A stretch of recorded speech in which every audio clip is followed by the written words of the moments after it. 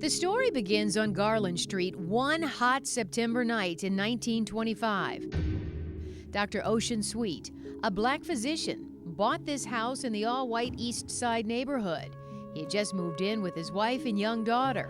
500 angry neighbors gathered on Garland Street to let the new family know they were not welcome. People were outside of their homes. They were milling around. Cars were parked 3 deep. So imagine being in that house when those hundreds of people gathered around. Dr. Sweet's 2 brothers, a local dentist and a college student, were at the house. So were 7 other men. There had been warnings that trouble was likely, so the men were armed.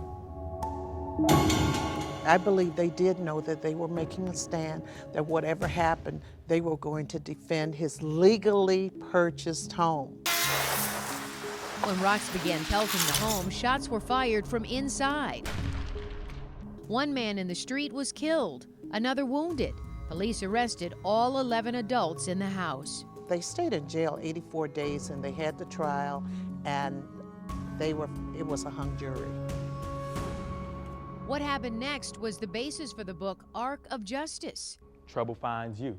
And the book was the basis for a play written and directed by Detroiter Brenda Perryman. We're going to start from the top and go straight through. The play is a dramatization of the second trial.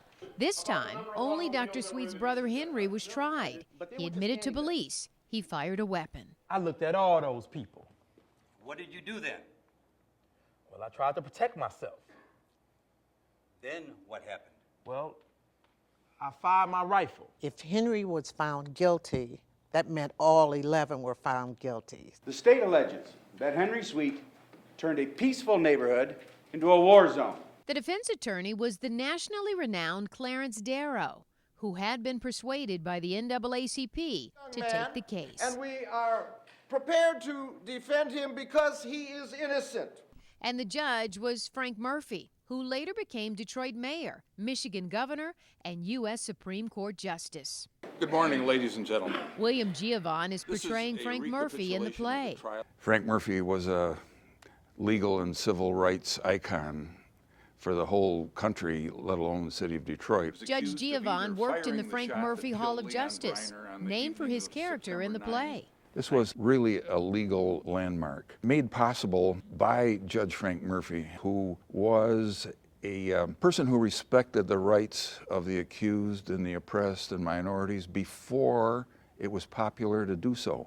So much has changed since the Sweet trial. So why does Brenda Perryman think the play is relevant today? Because you learn from history. You learn how to avoid repeating history.